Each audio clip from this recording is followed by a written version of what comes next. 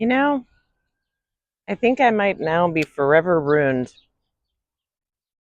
for store brand salsa, at least for a while.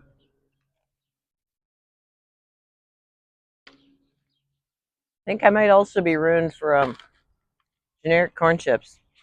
This is the danger of trying like higher end stuff, is that the things that you thought you were satisfied with earlier, you get the good stuff and sometimes it's only like $1 or two more.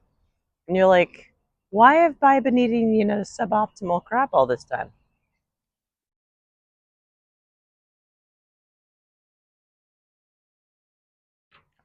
I have had this before, but I have not had it in a long time.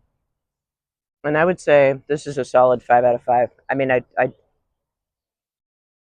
don't tell Anita's this, but it's better.